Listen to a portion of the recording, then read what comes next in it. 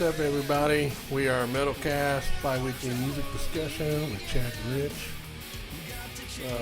Coming out of Columbus, Indiana. We're here to talk everything rock and metal. Watch us on YouTube and Spotify. Any questions, comments, etc., check us out and send us something on mymetalcast.yahoo.com. And this is one of our big shows. Big show. How you doing, cuz? I'm all right. I survived the eclipse. How about you? Yeah, I mean, we didn't all burn up or nothing, so. Things are looking up today, aren't they? Yeah. Everybody woke up and, well, I guess not everybody. The world, anyway. I mean, it didn't end or anything, so. Fuck no, it didn't. So we're good. It was actually pretty cool. It was. I mean, it was neat, to see it. And it's just weird how it's, and listening to some people, it's just funny because, it got dark. Well, fuck yeah, it got dark. I mean, the fucking moon went in front of the sun. What the fuck do you think it's going to Yeah. My son's been hollering for 3 minutes going, it's dark out. Yeah. I mean, it is weird. I'll give them that. It is strange. It was a cool kind of strange, though. It looked fucking wild. That's probably the first time in my lifetime I've seen like a total. Oh yeah, same here. And it was pretty good. Well, it just seems like there's so much misinformation out there because people. I read this one comment. It was like right before the eclipse, and you could tell it had to have been a younger guy. Had to have been, because he was like, I don't know what everybody's all getting excited about. Eclipses happen every 18 months. Mm-hmm. Well, not like this, they don't. Right, yeah. It's like... Not for us. No, it doesn't happen like that every 18 months. Yeah. I mean, not something like this. I mean, what happened just the other day, that's not going to happen again for 20, 30 years. Right, yeah. So... And a lot of them take place out over the ocean. Yeah. Nobody really sees them. Right. So yeah, it's just funny how people react to stuff. Yeah. It's I think the fish survived. Yeah. But yeah. Anyway, this is our AC/DC episode. Yes, big show. Big show. So we're gonna big fucking band. Yeah, we're gonna kind of have it cut. Like our other stuff, like rock news and things like that, when it's not going to be real long. We're going to try and keep it at a decent run time. So we'll just kick off with some rock news. What do you got? Yeah. Oh, I got a couple silly things here. There's not much out there in rock news these days. No, there's not. I was looking for this, and I passed a lot of stuff up because I was like, I'm not even going to mention that. These rock and roll motherfuckers need to get out there and start doing some rock and roll shit like they used to and give us something to fucking talk about. Well, there needs to be something else going on except for people talking about dumb shit. That's all I've been seeing. Yeah. I can't even get any information off of like Metal Edge magazine on the Facebook anymore. Oh, really? Yeah, they haven't posted anything since last year. Wow. So I don't know what's up with that. I used to get all my information and rock news pretty much from them. Yeah. Because they had some. They were on it. Yeah. But even Loudwire, I got that app that you got. Yeah. Not much, just a bunch of dumb shit. I used that other one that you told me, that heavy headlines or whatever that is. Yeah, heavy headlines, right. Yeah, I've been getting all my stuff from that now. Have you? Yeah, because it seems the most reliable. Mm-hmm. And it's not just a bunch of dumb stuff. Right. And it's actual news, it's not, because I don't want us to be spreading shit that's untrue or... Right. You know what I mean? Yeah. So that one seems, on the up and up. Sure. So, but anyway. I think Loudwire is too, but like you said, there's just not enough, You know, I want to report some shit. You know, something cool happened at a concert. You know, you know, this band did this fucking crazy ass thing. Somebody's jumping off the fucking the stack, you know, into the crowd, or the crowd bums rush the stage, or you know, how about a band breakup? Have we had one of them lately?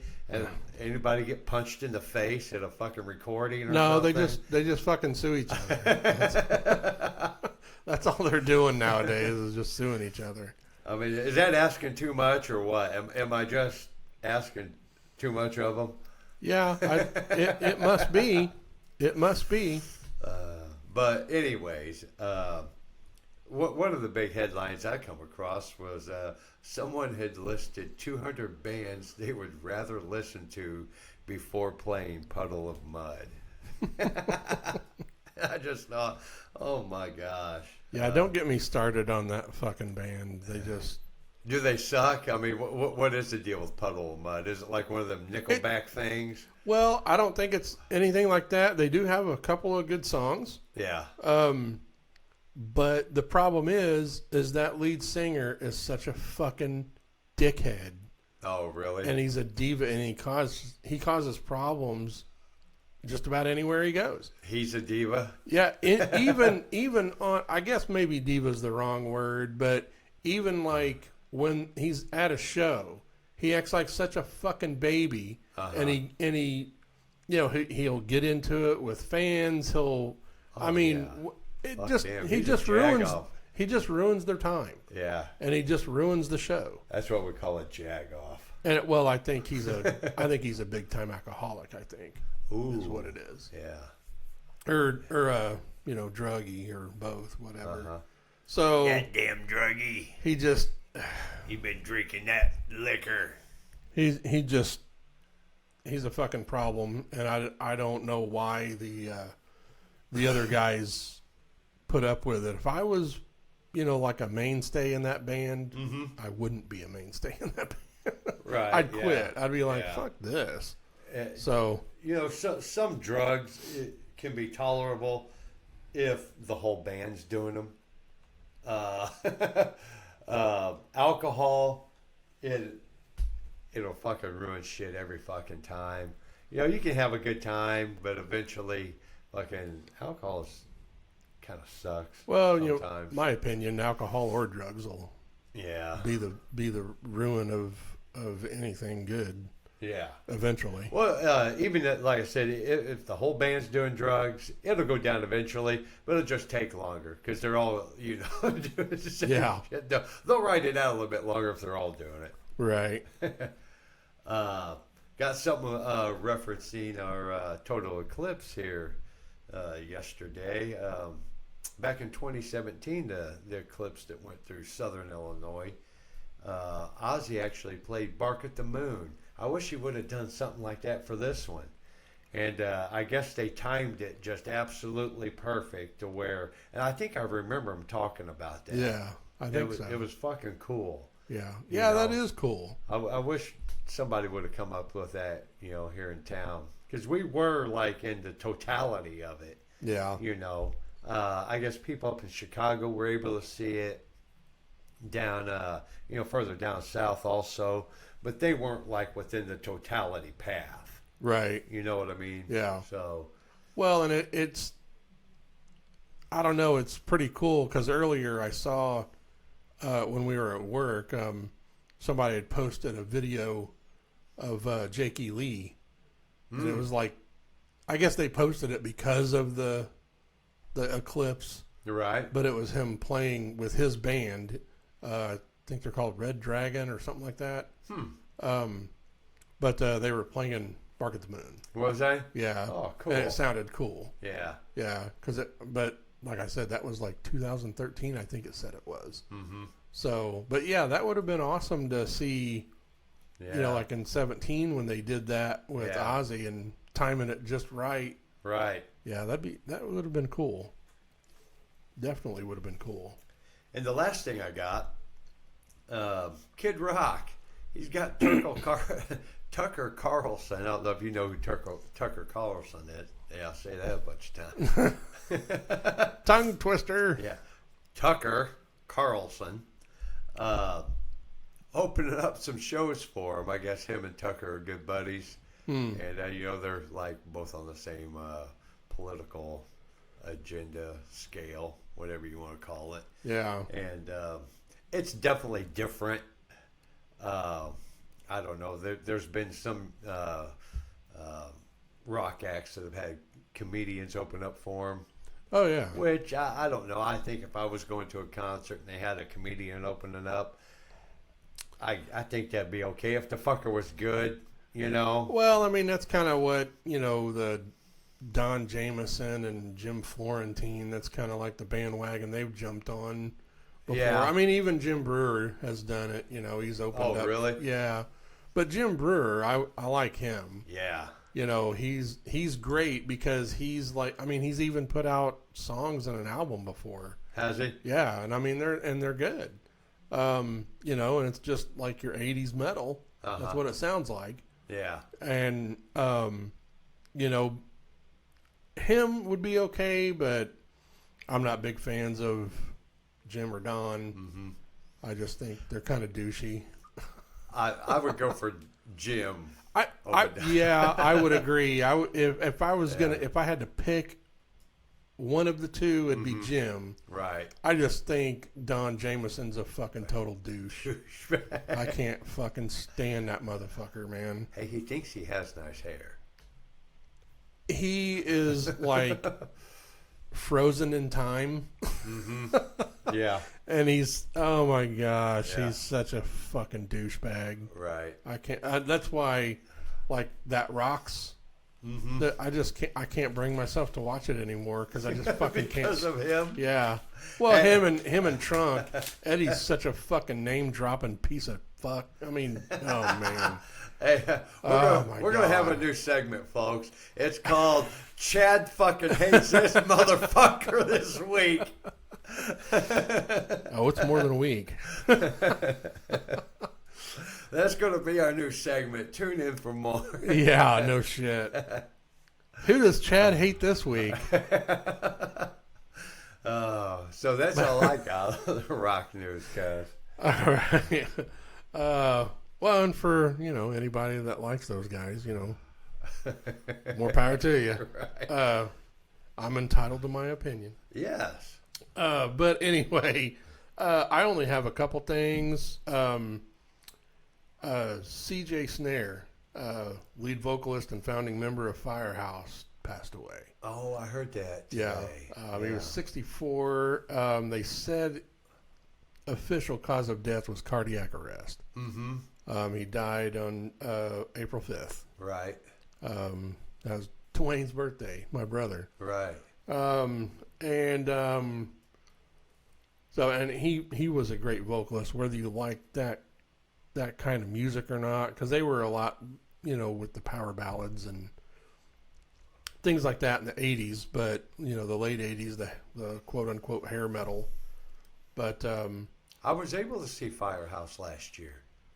I wonder if I thought you did. I wonder if he was there for that. Yeah, he was. Because they said it was a bout of colon cancer that he was dealing with. Yeah.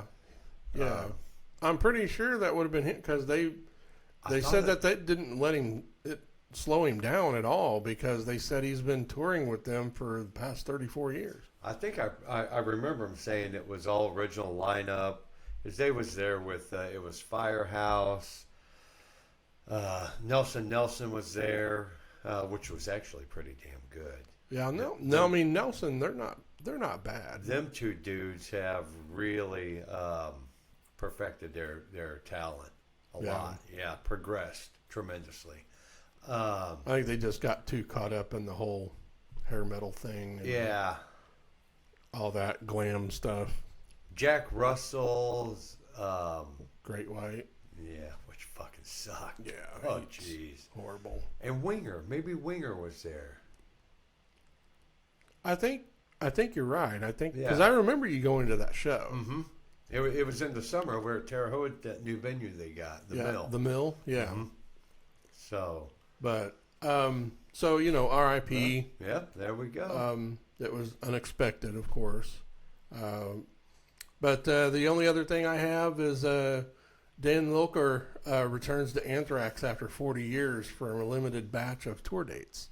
Oh, wow. He's like their original bass player from 40 years ago. Right. The start of the band. Yeah. Probably right around then. Yeah, because he's filling in for Frank Bello, because he's unable to play due to personal reasons, they said. Yeah. They're not really going into detail about that, which it's, nobody's fucking business. Right. But and for those that don't know, Frank Bello of Anthrax is Charlie Benante, the drummer of Anthrax. That's his nephew. Nephew, huh? Yep. Wow. Charlie's actually Frank's uncle. Mm-hmm. And I met Frank during his. I don't know if they still have the band going. It's that band he has with David Ellefson. Attitudes and Altitudes. Attitudes and Altitudes. Yep. Yeah. Because David invited us to go to Sweetwater there in Fort Wayne, Indiana, because they have it all set up to where you can have bands play. They got like a big auditorium there. Oh, nice. So David invited us to go, and it was a fun, great time. They sounded awesome, and this band, Frank Bello, he plays guitar and lead vocals in the band. Cool. So yeah, it's really cool. And the other thing, fun fact, if you don't know, the original drummer of Anthrax is Greg D'Angelo, who ended up being the drummer for White Lion. Oh, really? Yep. Wow. Yep, he was their drummer before Charlie Benante. So, but anyway, that's all I got for rock news. And I think you said you didn't have any more, right? No. The next thing would be birthdays. Birthdays. We do have some birthdays. Just about a shitload of them. But we started off pretty kick-ass. On the 30th, March 30th, Mr. Eric Clapton, 1945. And he shares the same day, but different year, 1942. I think this is how you pronounce his name. Grammy Edge. Ever heard of him? I don't think so. He's a drummer. Grammy or Grammy Edge. And the 31st, we have two of them. John Poulos. You ever heard of him? He's a drummer from the Buckinghams. The Buckinghams would be way back. Oh, wow. That's, they go way back. And in 1955, on the 31st, along with our feature band, Mr. Angus Young, his birthday. Angus. Yeah.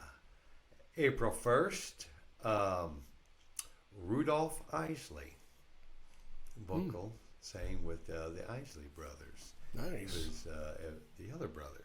Yeah. And on the 2nd, David Robinson. Sound familiar? Sounds familiar. Drummer for the Cars. Oh, yeah. Yeah, the Cars. We just did the Cars. Yes. And on the 4th... I should have known that. That's all right. I'm slipping. Slipping? On the 4th, we got David Withers. He's a drummer for Dire Straits. Oh. See, I told you I'm slipping. You're slipping. Pete Haycock, guitarist for the Climax Blues Band. Which the Climax Blues Band's pretty good stuff. If anybody out there has ever listened to them. And on the 4th, Mick Mars. Oh. Motley Crue. Yep, Mr. Motley Crue. Paul Deal. Paul Deal. That's his real name. Yeah. And on the 5th, and I only put this one down because of her name. And I don't know. I'm probably going to fuck this up royally. But this one you may know. You may be like, I know that. Agneta Folskog Alvanus. Agneta Folskog Alvanus. That would be a vocalist for ABBA. Oh, wow. Yeah, I just, the name was fucking awesome. I'm like, man, if I can pronounce that, that sounds fucking cool. And on the 6th, we got a couple of them. Well, we got a birthday on the 5th. That would be Dwayne Monk. Dwayne Monk. My brother. Right. He's a drummer. He's a drummer. Happy birthday, D-Wayne. D-Wayne. He was celebrate. He's boy, he's probably just about an old fart, isn't he? He's 57, I think. Oh, he's close. Yeah. He's close. Yeah. He was in a metal band in the 80s that were signed. They were called Tempest. Tempest. Yeah. Yeah. He toured with a lot of different bands and Right. yeah. That was pretty cool stuff for him. Oh yeah, I had a lot of fun. Like when I was in middle and high school, because I'd usually go on, especially when I wasn't in school. I'd go on tour with him and help him with the drums and shit. So, right. Yeah, I was like 13. Right. So yeah, that was fun. That would be cool, dude. Fuck yeah. Yeah, and on the 6th, we got Tony Connor, drummer for Hot Chocolate. You ever heard of Hot Chocolate? Oh, yeah. Yeah, Hot Chocolate's good stuff. Hot Chocolate. And on the 6th, we also have Ralph Cooper. You know Ralph Cooper? Mm-mm. He would be the drummer for Air Supply. Oh, nice. And the 7th, we got a couple of them. Spencer Dryden. That'd be a drummer for Jefferson Airplane. And he shares a birthday on the 7th with John Oates. From Daryl Hall and John Oates. Yeah. Yep. And the 12th, we got a couple of them. Herbie Hancock on the 12th, 1940. Oh, Herbie's badass. Yeah, fuck yeah. The 12th, we also have Alex Briley. And one of the reasons I put him on there was because another member of the band that he belongs to, what the hell was his name? Pepe something. Pepe Rose, I think. Or Felipe Rose. It was either Pepe or Felipe Rose. Was the Indian for the Village People. Oh, yeah. Believe. Yeah. And Alex Briley was the sailor. Was he? People. Yeah. Alex Briley. The 13th, we have Max Weinberg. Oh, drummer, E Street Band. Yeah. And the 14th, we have Mr. Richie Blackmore. Ooh, Deep Purple. We started off big and we ended big. Rainbow. Yeah.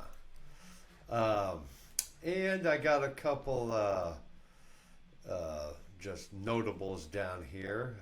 On the 2nd, your sister will like this one. Hans Christian Andersen, children's author. Mm-hmm. That one takes us way back to 1805. Wow. April 2nd, 1805. That's going way back. Also on the 2nd, we got Mr. Dana Carvey. Oh, nice. Fuck yeah, dude. He's actually a good drummer. Dana Carvey is? Yeah, he's actually a good drummer. Yeah, like he plays in Wayne's World, and that's like really him playing. Oh, is it? Yeah. Mm-hmm. Awesome. Yeah. The 4th, going back 1915 with Muddy Waters. Oh, yeah, McKinley Morganfield. That's his real name. Another one that Robin would like on the 10th, going back all the way to 1847, Joseph Pulitzer. And he's where they got... the Pulitzer Prize? Mm-hmm. Nice. Yep. He was a notable journalist, publisher. Oh, cool. And on the 14th, April 14th, 1980, Iron Maiden made their self-titled debut. Nice. Yep. So that's it, bud. Nice. That's what I got there. Nice little rundown. Yeah. Our next segment is like new releases, whatever. I really only had one. What's that? The Warning. All right. What'd they put out? They got a new song they released on Friday, April 5th, called Automatic Sun.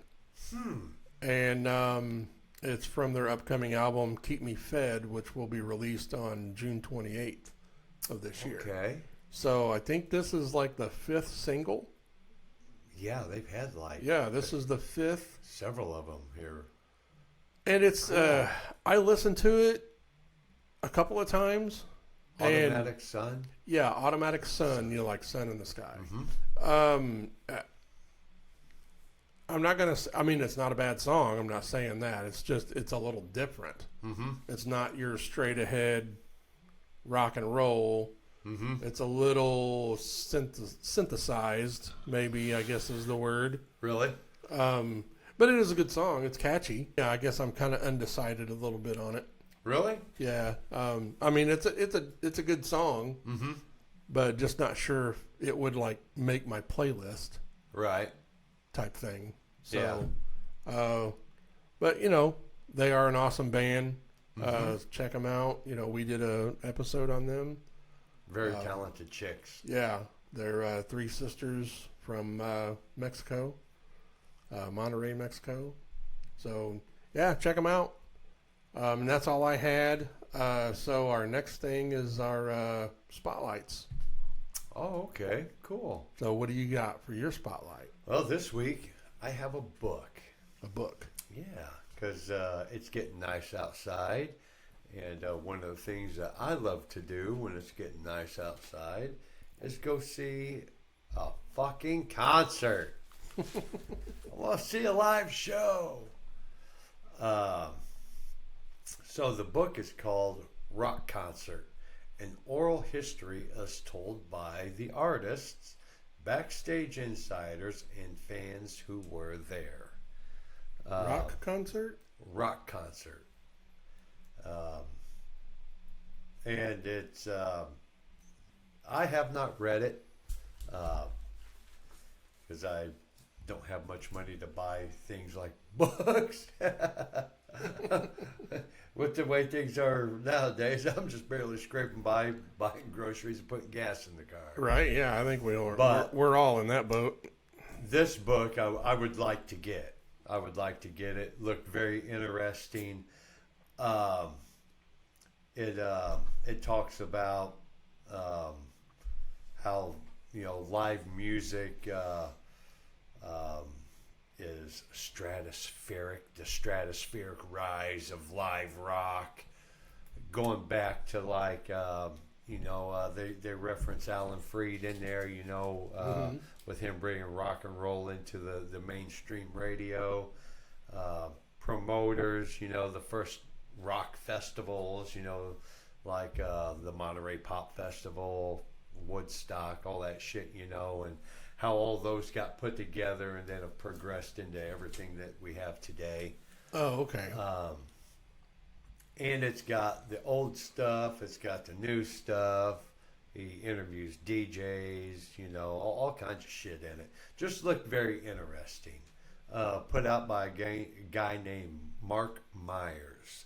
And, you know, anybody out there, you know, if you're a homebody, you don't get out to rock concerts very often, pick up the book, check it out. Maybe you'll get interested reading it and feel like going to see a show. Yeah. Oh, yeah. Because live music does the soul good. Yeah, everybody should. I mean, I know music isn't everybody's thing, but for most people, people really dig music, and even if they're not musicians, the music is very important to them. It opens up your mind. It opens up your soul. It opens up your heart. Yeah, it can make you feel better. It makes your brain fucking function, dude. Yeah. When you hear a song you like, whether it is going to strike you happy, whether it's going to strike you sad, Yeah. it's going to make your brain function. It's going to release shit in your brain that needs to be released. It's going to make you feel things that you need to feel. Definitely. Yep, absolutely. And so, rock concert. Yeah, go check out the book and go check out a fucking show. There we go. Well, my spotlight is a band called The Big Heavy. The Big Heavy. I first heard them about 12 years ago or so. They only have an EP out that I know of. I mean, these guys are kind of a mystery. Mm-hmm. You can get their stuff on streaming. I know it's their EP. It's a 4-song EP. It's from I think it's 2009. Their website is no longer in existence. The only thing I could really find out about them is they're from Boston. Oh, really? And they actually had this will go back a ways, but they actually had a MySpace page. MySpace? Right. That is going back a ways. It said that they had a Facebook, but they must have deleted it because I can't find it. Really? These guys are badass. The song that I first heard by them was called Red Sky. And it was from an old 80s show that I was watching called Hunter. And it just must have been one of those things like when they put shows like that on DVD and they don't have the rights to use the music that they used when the show aired, they'll replace it with something else. Right. Because there's a catalog of like if you're an artist and you go to release your shit, whether it's on CD or just digital or both, there's a box that you check. If you want this music considered for TV, commercial or movie consideration, basically you check this box.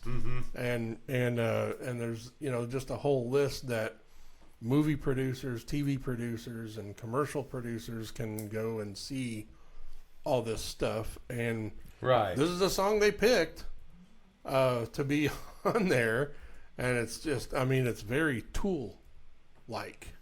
Tool-like? Yeah, they're progressive rock, I would say, but man, great musicianship, great vocals. I'm not a major Tool fan. I like a few songs, but I'm not a major Tool fan because they get a little too out there for me. Yeah. I'd like to see them live one time. But what I mean by Tool-like is the song Red Sky, it reminds me of Tool. Without all the crazy weird shit. Right. Yeah. It's just, straight ahead, progressive rock, basically. So I would suggest you guys, you like that kind of stuff, just even rock and roll. I'm sure you'd like it. Right. Especially that song Red Sky, man, it is awesome. It's a fucking badass song. Right. Cool. So The Big Heavy. The Big Heavy. You go check those guys out. Like I said, the only thing I can see, I know they're on Apple. Their EP's on Apple, which I'm assuming, I didn't check it, but I'm assuming their EP's on, all the other streaming sites as well. So right. Check it out. Yeah. So now we are getting into our thing here, our main topic. So our next thing is going to be our main topic. 6-shot. Yeah, AC/DC behind you right there. Right, yeah. So our Metalcast 6-shot, in no particular order, No. our AC/DC favorite songs. And I can tell you, this was hard to do. It was. I wrote down probably 15 songs, just right off the top of my head. Yeah. But I had to narrow it down. So, you go. What's your first? And before you say, let me reiterate here for people that don't know. But Rich and I, we don't say what our sixth shot is until we're recording. So. Right. So we'll find out when you do. That's right. Yeah. I'll find out, but whatever. But go ahead. My first is Beating Around the Bush. Okay. That's on mine too. Is it Beating Around the Bush? Man, that is probably my favorite song off of Highway to Hell. Oh, really? I mean, of course, I love the song Highway to Hell. But there are I wrote probably 5 songs off of that album. Oh, no shit. I love that album. That was actually my first introduction to AC/DC was Highway to Hell. That album. Yeah.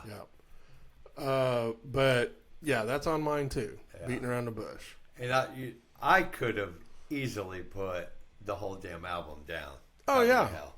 I mean, it is Highway to Hell is literally one of those albums that will stand the test of time, front to back. You give me any album out there by any artist, front to back, and put it up against AC/DC, Highway to Hell, and Highway to Hell fucking knock them down every time. Oh yeah. Every fucking song on that album is a great fucking song, and it was hard for me because actually that's the only one off Highway to Hell I have. Really? Yeah. But it was brutal trying to come up with that. I have 2. Yeah. Yeah. But I could have easily put the whole damn album down. Oh sure. So what's your second one? My second one is For Those About to Rock. And I have that one too. You got that one? Yeah. For Those About to Rock is to me, that's an anthem.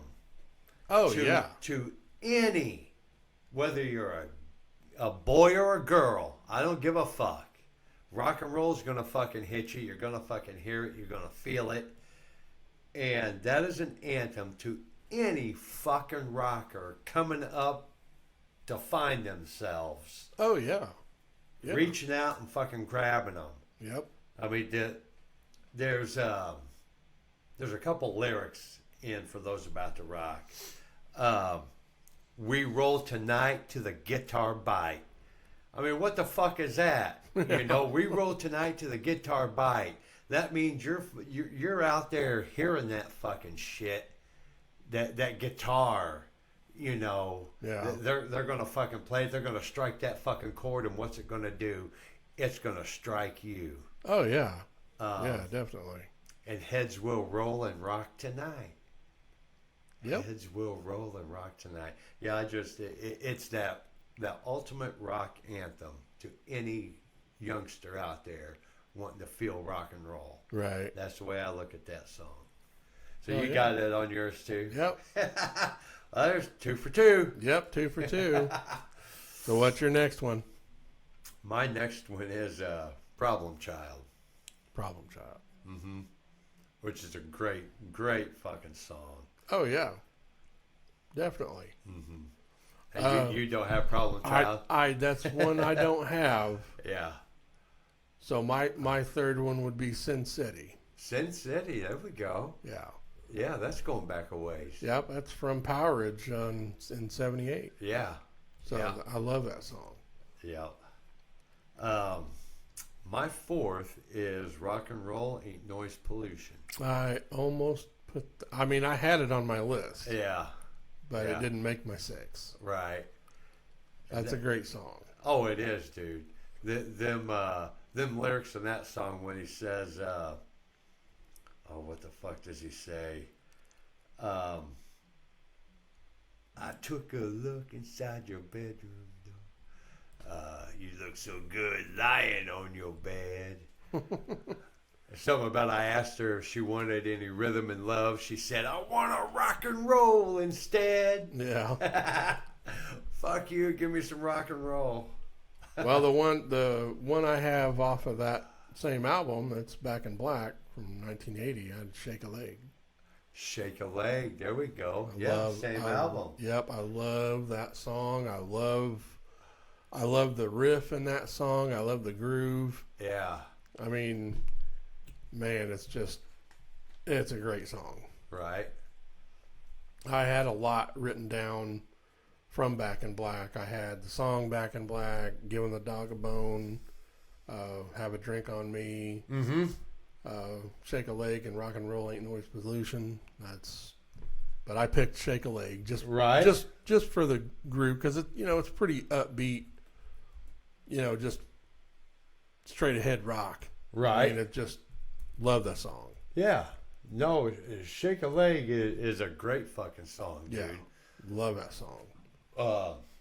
In fact, like we just said about Highway to Hell, AC/DC backed it up with Back in Black, another album that is good front to back. Yeah. Oh yeah. Well, my number 5 is If You Want Blood, You've Got It. Very good one. Yeah. That's a great awesome. fucking song. Yep. And that's really then filling their blues with it too. Oh yeah. Yeah. They were very blues influenced anyway. Yeah. Well, my 5th one, Girls Got Rhythm. Oh yeah. See, and when it come down to it, it's a good toss up between Girls Got Rhythm, Beating Around the Bush. Yeah, I had to put both of them. I had to. Yeah. I really couldn't choose, so I had to put both of them. I don't blame you. Not one bit. Yeah, they're both badass. So what's your last one? My last one is Whole Lotta Rosie. Really? Yeah. Yeah.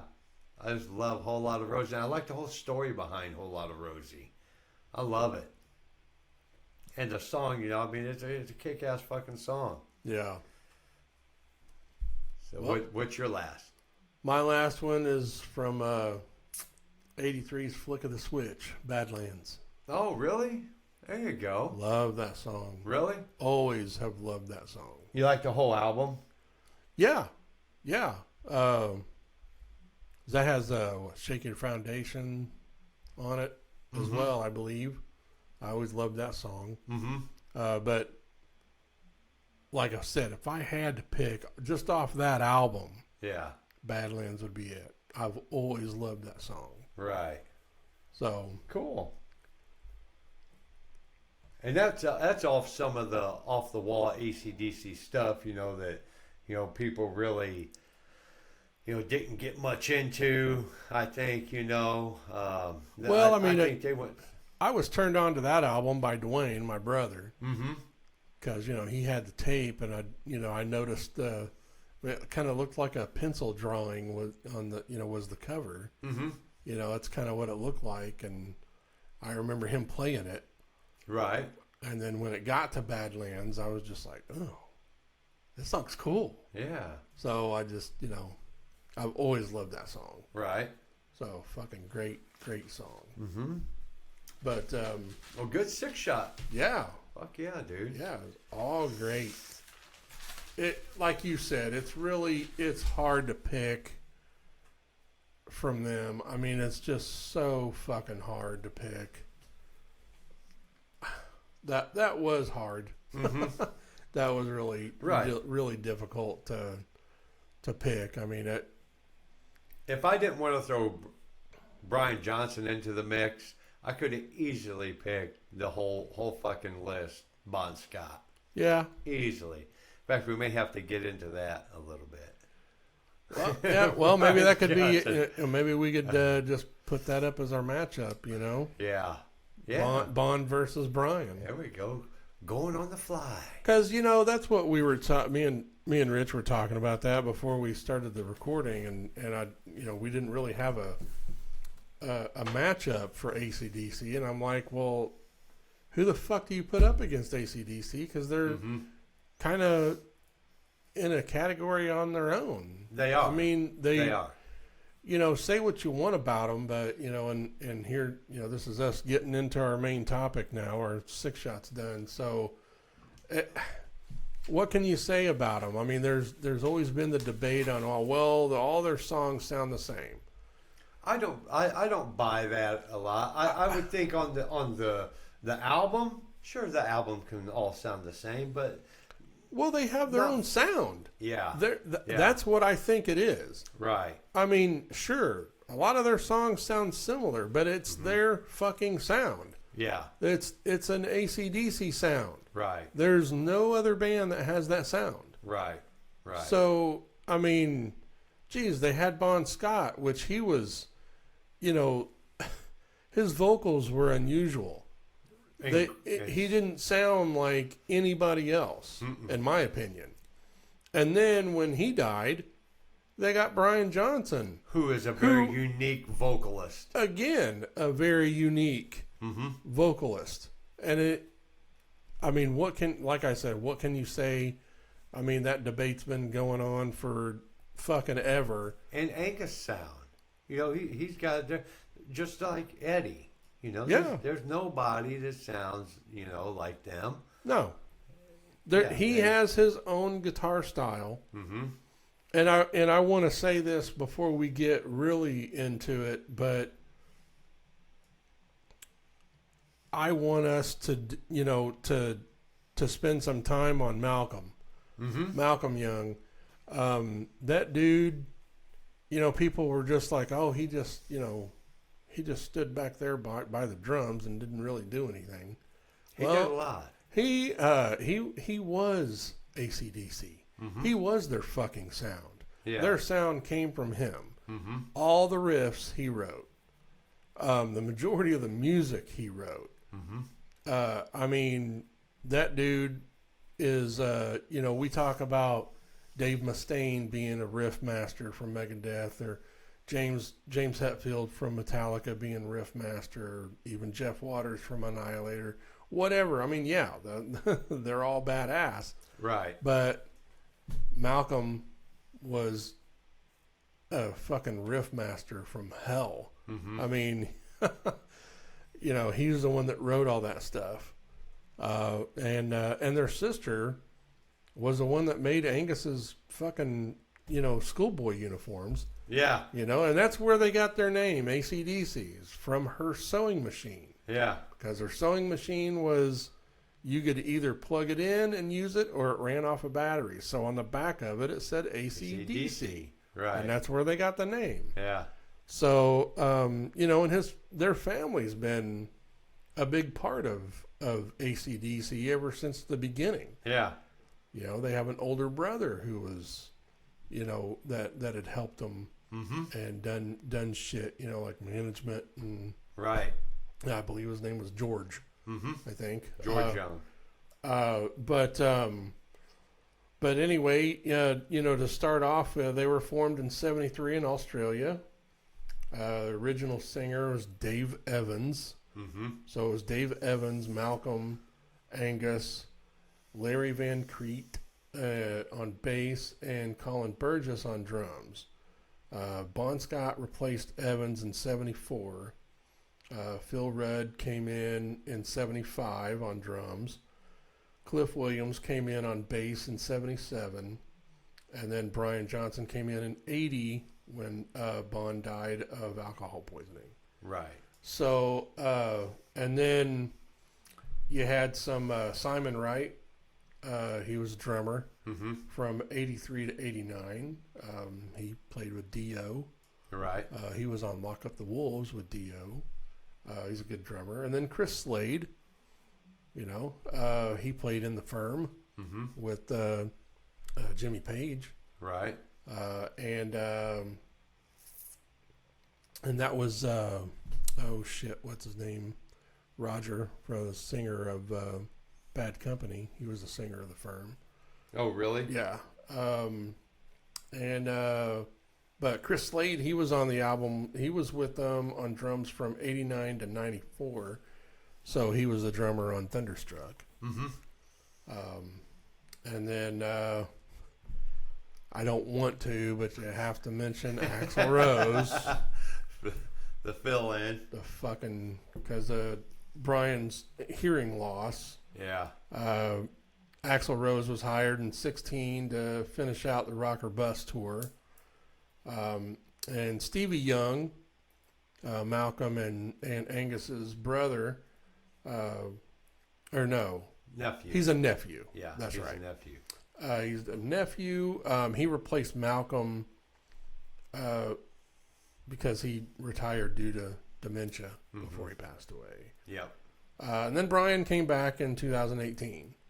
Mm-hmm. So they've had 18 studio albums, 3 live albums, 11 video albums, 52 music videos, 1 EP, 57 singles, 2 soundtracks, and 2 box sets. What's it say on those live albums?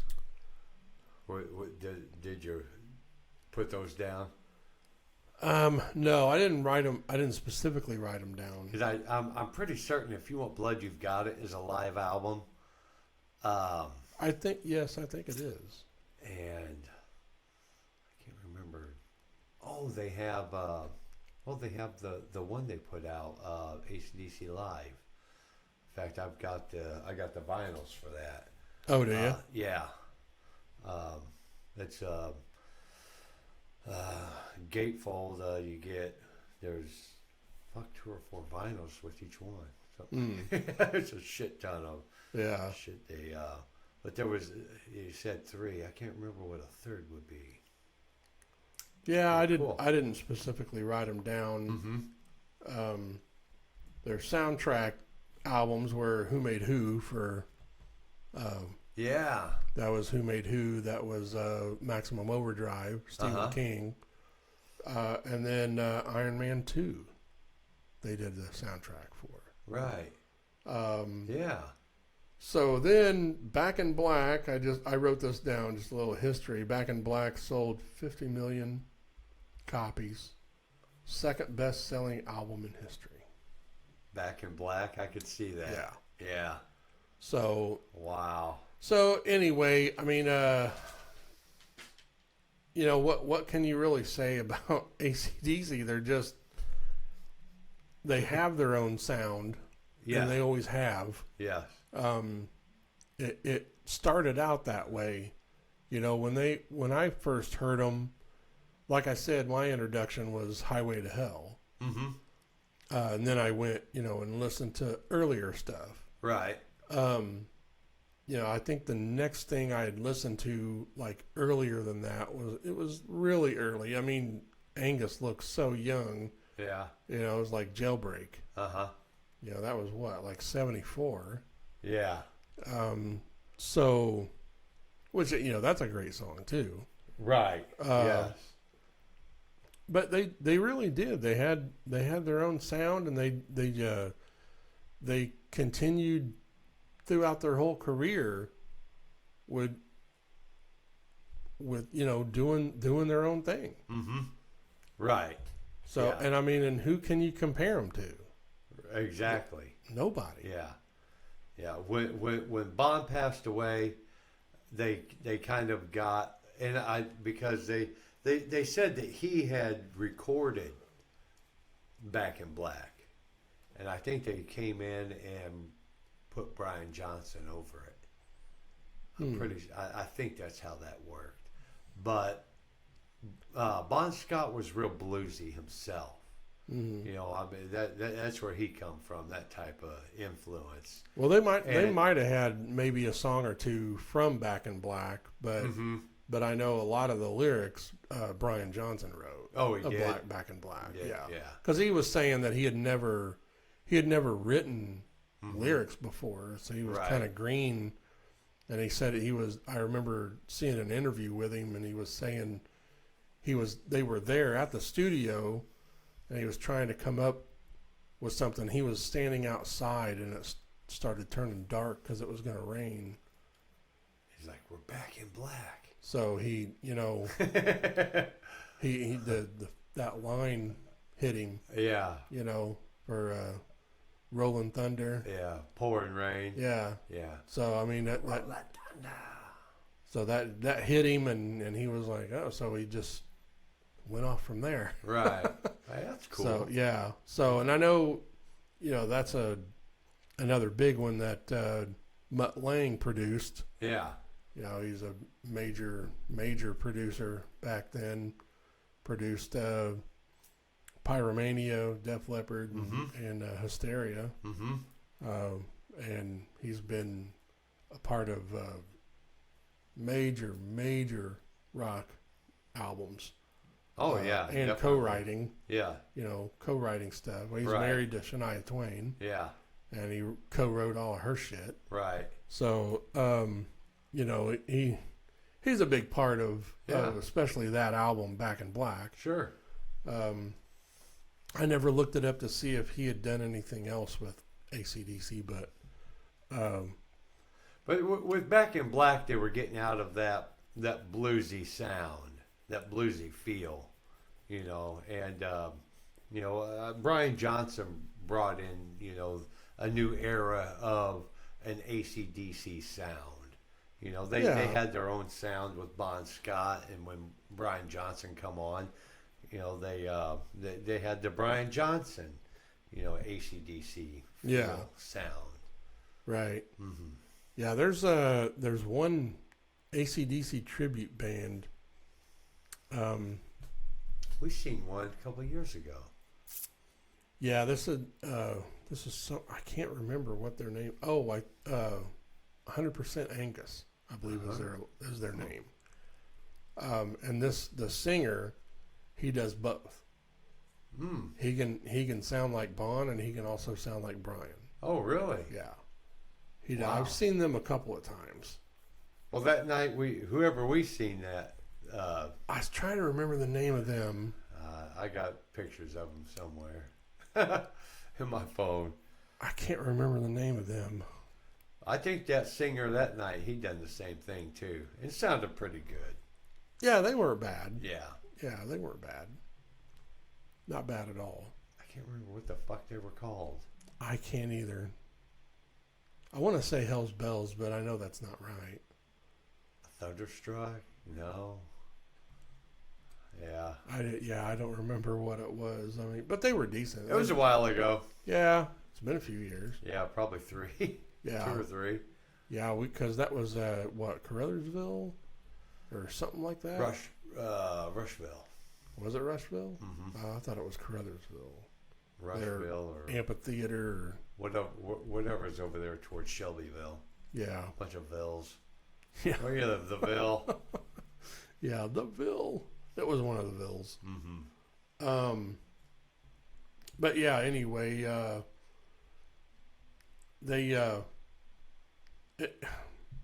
don't know. It just seemed like they had it made with Bon because he was unusual. Mm-hmm. And then he passed away, and then Brian came in, and it was like, they just started where they left off. Yeah.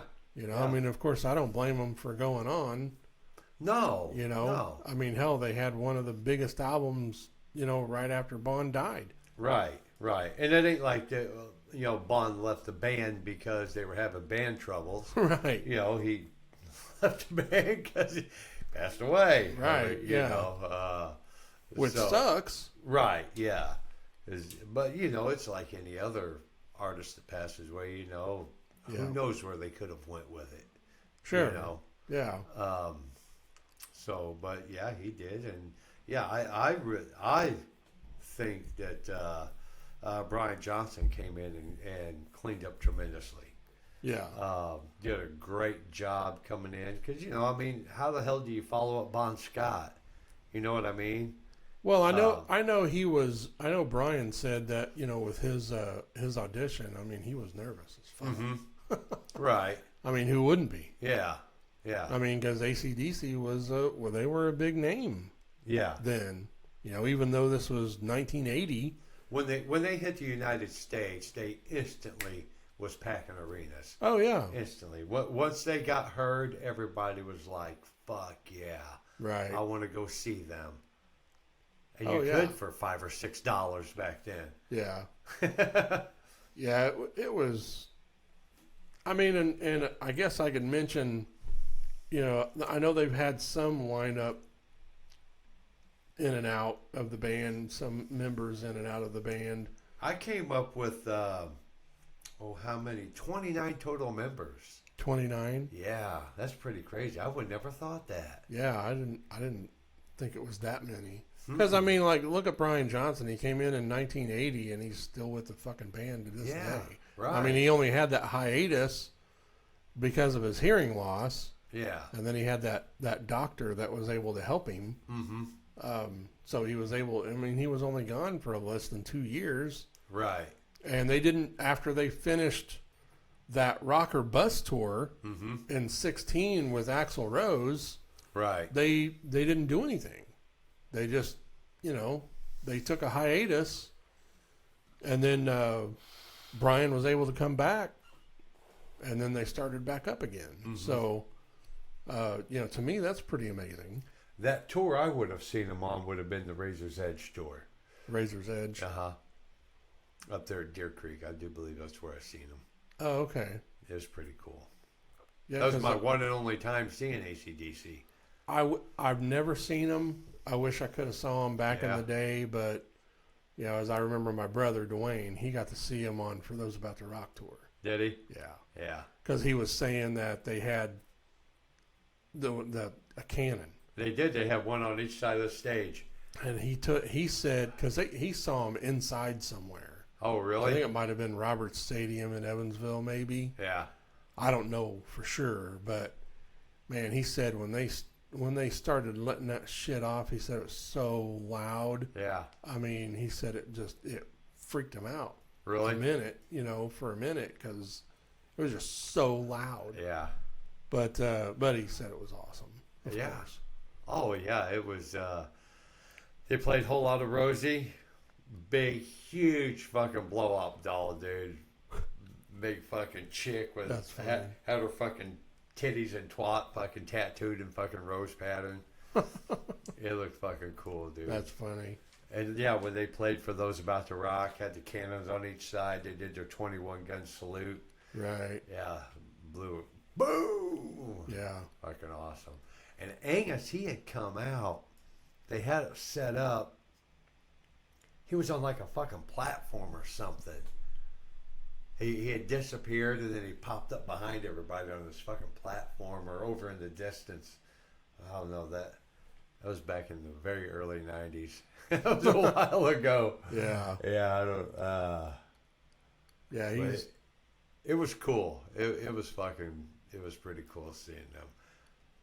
Yeah, I mean, he's definitely a showman. Yeah. I mean, he just, just with his whole spiel. Yeah. It's just it's great. Yeah. He's awesome. You know what their very first tour was called? I don't think so. It was called Lock Up Your Daughter's Summer Vacation Tour. Oh, really? Lock Up Your Daughters. So, yeah. That's funny. Yeah. Yeah, they were... Well, they are great. I mean, I know... unfortunately, Malcolm passed away. And I believe... Didn't Cliff Williams retire? Him and Phil have kind of semi-retired. They still want to be tagged with the band, but they have people filling in. Touring. Yeah. The Chris Chaney is filling in for Cliff touring. Oh yeah, that's right. And the Matt Log, he's filling in for Phil. Oh, okay. Doing touring. I don't. What do you think? You think they're out of records? You think they ran the gauntlet here? I think they're close. They should probably be packing it up. I mean, you think they're going to put out any more studio music? I don't know. I mean, I would like to mention that that their latest release that they did a couple years ago, Power Up. Mm-hmm. That's a great album. Mm-hmm. It really is. Yeah, it's a great album. I was surprised. Right. I was really surprised at how much I liked it. Mm-hmm. But I think they should. I think they should be done. Yeah. Not trying to knock them in any way. They are super special to me. Mm-hmm. I grew up on AC/DC and very influential. Even on my playing and and all that kind of stuff. But I just think they need to be done. Yeah. I actually thought they should have been done after Malcolm died. Right. Just, I mean, I understand they had Stevie there, mm-hmm. Which he is family. Right. And I think maybe that might be a reason, one of the only reasons why they decided to go on, because he is family. Mm-hmm. And I understand them wanting to continue. Right. But I think, the last time I saw Angus in any way, just like interviews or whatever, he's looking pretty tired. Yeah. I don't know if hard on a person, dude. Well, yeah, touring, I couldn't even imagine. Just the little bit I've done in my lifetime, I couldn't imagine having to do that, 8-9 months out of the fucking year. That'll take a toll on you. Well, one thing people really probably never even think about is the amount of time they spend on stage, and the power that is being pushed from behind them out. Mm-hmm. That's a lot of fucking power, dude. Yeah. Sound is powerful. Oh yeah. And it'll go right through you, and it's got to take a toll on your body. Oh sure, yeah. I'm sure just the playing, period. The performing, aspect, I'm sure, really takes a lot out of you. Oh yeah, definitely. And and with Phil and Cliff, semi-retiring, and they've reached a point. Yeah, they would like to play, maybe do some studio stuff. But they're standing up and going, listen, fuck this touring shit. Well, I think we're done. You remember them mentioning that on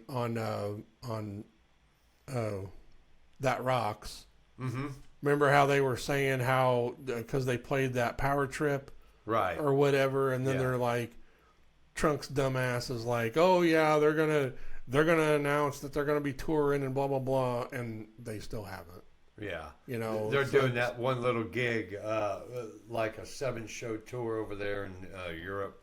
Yeah, I think, and that's it. I think they could semi-retire. I'm not saying they could just give up, and just, unless they wanted to. Right. Live out the rest of their years, just chilling out. Right. Look at what all they've accomplished. Maybe come to Indianapolis once a year.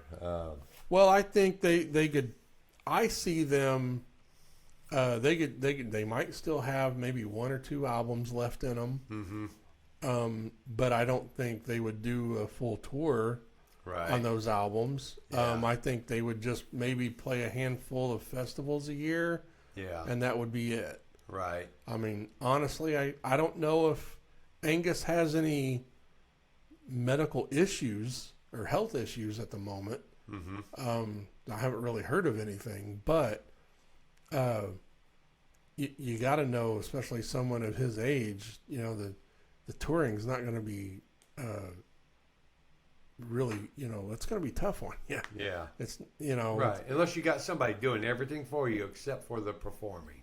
Yeah. Well, even then, I don't think that they have it in them. Right. I think the only way they've been able to go the last few years is because they've been able to put everything into their performance because they don't have to do anything else. Yeah. Because they're a major band. Yeah. Yeah. You Think Metallica's unpacking their trailer? No. They're not doing shit. No. Which they have every, they deserve to have that. Sure, absolutely. Because of everything that they've accomplished and just like Metallica. And they can afford to pay the service. Yeah. I mean, they are not hurting for money. No. AC/DC is, if they come to Indianapolis, I'd go and pack the trailer for them. Right. Yeah. I mean, they're not going to be hurting for money for a long time. None of their family's going to be hurting. So, they deserve that right to just concentrate on their performance. Mm-hmm. Sure. And I think that's the only reason why they've gotten through the last few years is because of that. Right. I'm just speculating. I don't know, but what are they doing? They've got guitar techs and drum techs and bass techs and everybody to get all their instruments out and tuned, and they don't really have to do much. Right. So, and it's well deserved. Yeah. And they may be at the point to where they just want to stay home. Sure. Yeah. I know that's a lot of people have done that. Mm-hmm. That are in, and they're not even their ages. Like, people in AC/DC, they're actually younger. Yeah. That have stopped touring because, it takes a toll on you and they don't want to be away from home that long. Mm-hmm. So, they found something else that they could make a living at, and but anyway, that's my take on what they might decide to do. Mm-hmm. They might have an album or two left in them, and maybe doing a handful of shows a year, and I think that's going to be it. And unless they decide to just totally retire. I'd like to see them do some festival stuff. Just for the simple fact that, if they do get out and tour, are they going to be able to withstand it? And then maybe down the road when, a festival opportunity might arise for them, they're going to be like, fuck that, we're out from the fucking tour. Right. So, it's the whole touring, it takes it out of you. And how much can they tour? Sure. Hell, they've done just themselves probably 15, 20 tours throughout the years, Yeah. And how long do they stretch out for, Kiss just stretched one out for 5 fucking years. Right. Yeah. Into the road tour 5 years later. We're here. Yeah. But, I'd definitely like to hear, if AC/DC puts something out, I would like to hear something, taking them back to where they come from. Yeah. Give us some old dirty AC/DC stuff. Right. And, to maybe top off their career, Oh, yeah. But anyways, they're fucking great. They were inducted into the Hall of Fame in 2003, so they're an actual Hall of Fame inductees. One thing that I did learn, Steven Tyler inducted them. Oh, did he? Yeah, which they could have come up with someone a lot better. Right. But, well, can I hate on him next time? Go ahead. Okay. Go ahead. Yes. I'm not a big fan of Aerosmith. They never did have a number one hit. I don't know if they've won a Grammy. Aerosmith? No. AC/DC? Yeah. Definitely should have. Yeah. None of their songs, Highway to Hell and You Shook Me All Night Long, were their top, no, that's Highway to Hell and You Shook Me All Night Long is what they played at their induction ceremony. Oh, okay. Money Talks in 1990 reached position 23 on the Billboard Hot 100, and it spent 16 weeks up there. Yeah, they definitely deserve more notoriety from that aspect of the industry. Sure. I mean, sure. Like we've said in the past episodes, Rich and I both aren't. We don't think too highly of the Hall of Fame. Yeah, they're a fucking joke. Mm-hmm. So I mean, I really don't care about that. But like Grammys, to me, that's a different story. I mean, they should have. There's so many things that I mean, AC/DC was so important to the world of rock and rock music that. I think that's a disservice to them. They've been a constant since 1973, dude. Yeah. I mean, a constant. They've really never went away. No. They've never come out and said, we're retiring, see you next year. They're not doing this dumb shit like fucking Motley Crue's dumbasses and because I've just lost all respect for bands like that. Right. Right. Especially Motley Crue. Yeah. I mean, I love a lot of their old stuff, and it really upsets me because of all this legal shit going on, and here they were supposed to be done with touring, and here they come back, and it's right.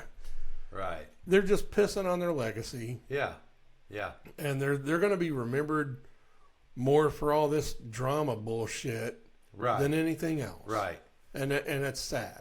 It is. It's really sad that bands are getting to this point. It's like, man, just fucking settle this shit and move on. Right. Stop making such a spectacle of it, Yeah. But anyway. And actually, AC/DC has 2 streets named after them. Oh, do they? Yeah, they do. There is a street in Leganés, which is a place near Madrid. They have named a street after AC/DC. And, of course, there's one in Melbourne, Australia, a street named after AC/DC. So they don't have a highway named after this? No, they don't. You think they would. You think at least in Australia there would be a highway to hell. Right? But... The street in Melbourne is actually AC/DC Street. Oh, is it? Yeah, I can't remember what the street in near Madrid. It's reference to AC/DC. I don't think it says AC/DC.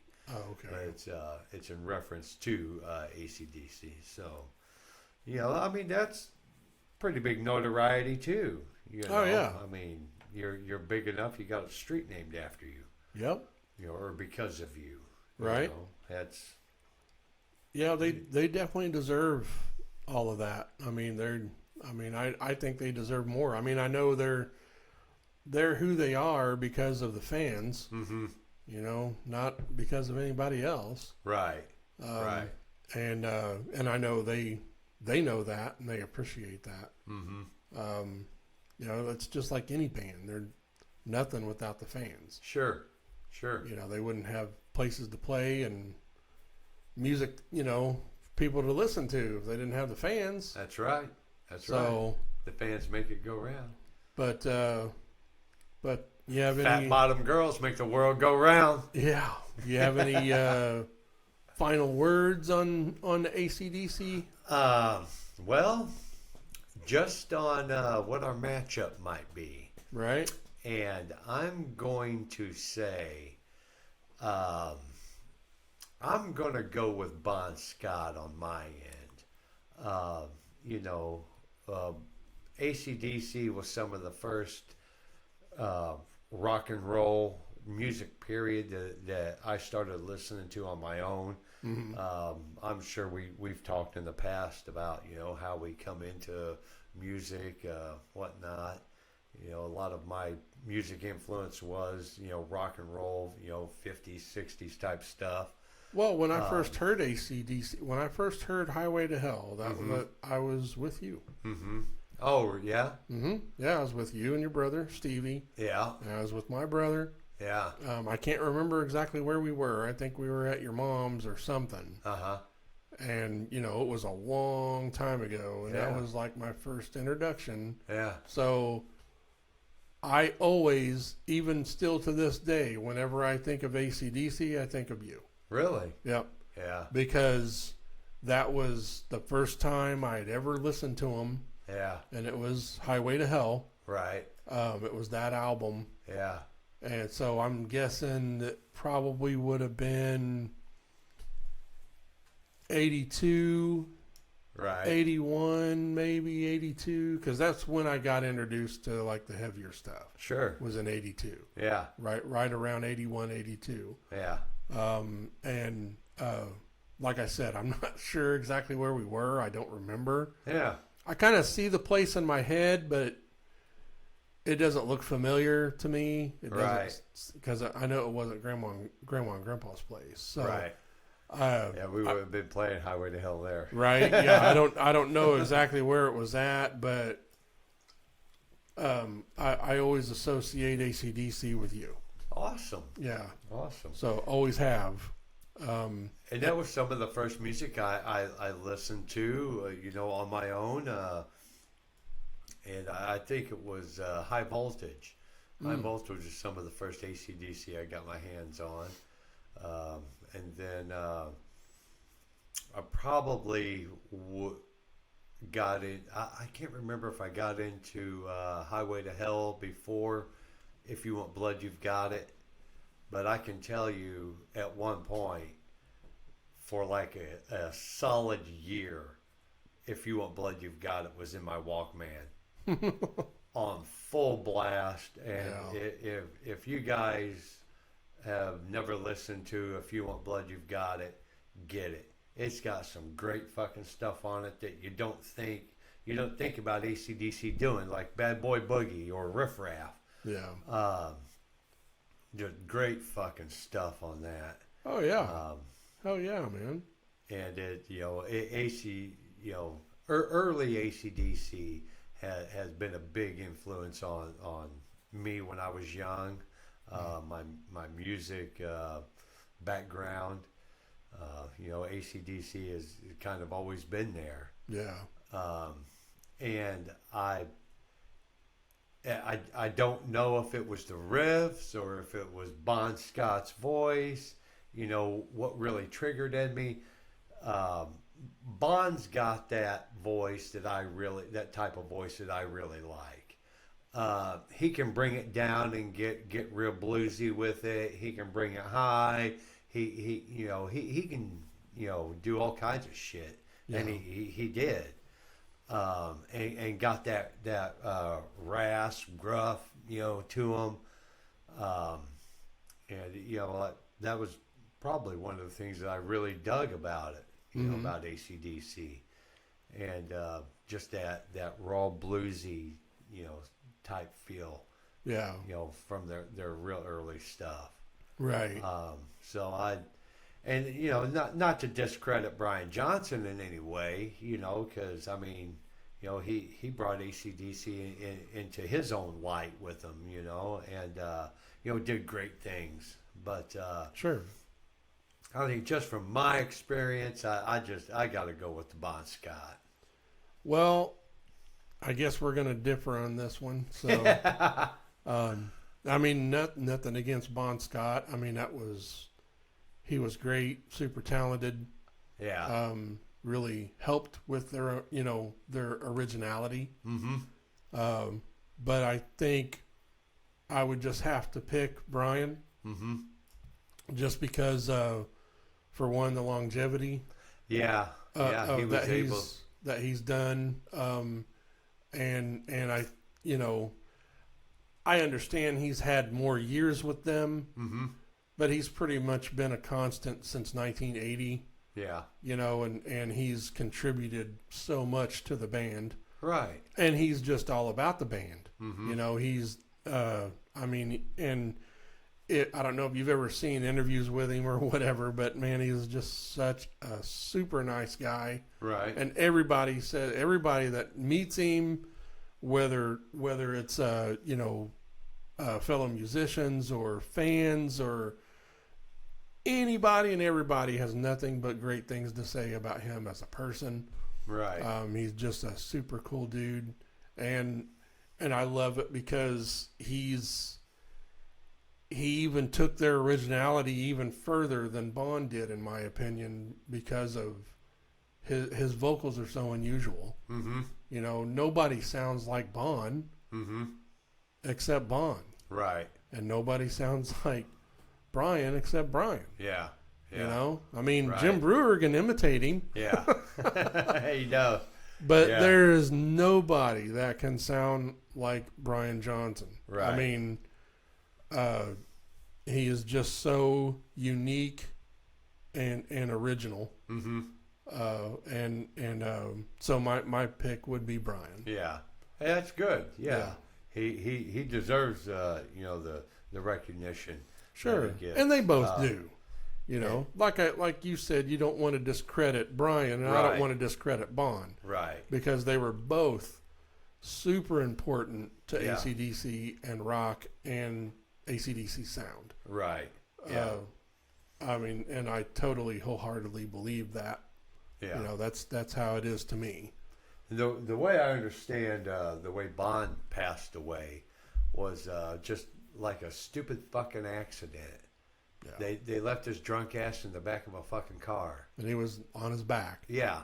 And he choked on his own vomit. Instead of them just taking the extra time to get his ass out of the fucking car and take him inside, they left him in the fucking car, you know. Yeah, I've heard different variations of the story. I never really looked it up before this, in preparation of our episode. But I've heard he was on the tour bus. Mm-hmm. I've heard he was in a car. Mm-hmm.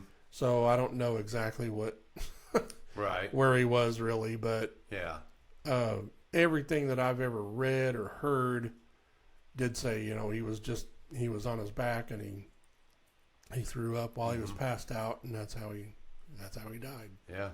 You choked to death. Yeah. That'd be a sucky way to die. Yeah. Alcohol's very dangerous. People. Yeah. So, but that wraps up our AC/DC episode. Right. Yeah. Hope everybody enjoyed it. I hope you do, and I hope lots of people out there that are listening will get into some AC/DC. Throw a fucking album on, or Spotify, Apple. Yeah, hit a don't Apple. Fuck Apple. Hit a playlist or something. Yeah, hit a playlist. But yeah, we jam some. Have Alexa do it. Yeah. That lazy bitch. She sits around the house and don't do shit all day. Yeah. I'll. In closing, you have any questions, comments, or whatever? Email us at mymetalcast@yahoo.com. Our next show is actually going to be an interview. Yeah. We're going to interview the Tom Petty tribute band Southern Accents. Yes. That's going to be, we're going to go see them April 20th. 420. So we're going to be able to go see them. It's a record store day. Yes, it is. So RSD. I'll be doing that with the girls. Mm-hmm. We'll be hitting 13th floor. So there's a little plug for our local, hit 13th floor there in Seymour. Hit your local record stores, 420. And check out me and my buddy John Darren White, our Hoosier Drum channel. We got a lot of drum videos and stuff on there. Mm-hmm. 96.3 WJAA in out of Seymour, and then 106.1 The River here in Columbus, and 93.9 WNDX out of Indy, Indy Metal, and that's going to be our next show. We just actually mapped out our next shows through July. Can you believe that? I know. I mean, it seems like we're fucking getting our shit together. Yeah, we're coming. Well, I can't remember where we did our first one, but we're going to be coming up on a year. It'd be cool. We'll have to come up with something pretty awesome for the people for our year episode. That's October, right? Won't that be our year? It might be. You know what? I never did write down the dates when we first started. I think I have them somewhere. Yeah, you can look it up on YouTube. Yeah, I think I have them. I think I have them somewhere. Right. But anyway, everybody, that's the show. Check out our past episodes, and again, listen to us on YouTube and Spotify. Interact with us. Leave us a comment. Tell us we're fucking ugly, we're stupid, we sound fucking dumb, whatever. We're good, we're kick ass. You want to hear some more?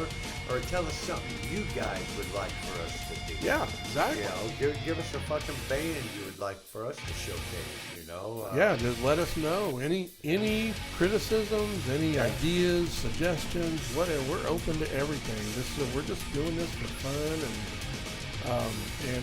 Rich and I have a lot of fun doing it. So just hit us up.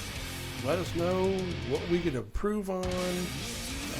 If there's something you don't like that we do, just let us know. I can take any kind of criticism except a good sticking up your ass. I don't like a good sticking up your ass just to give a guy an attitude. Yeah. But, there you have it. So just get in touch with us. Let us know any suggestions, whatever. So hope you guys like the show, and we'll see you next time. We'll have our interview with Southern accents. So stay metal. And keep on rocking.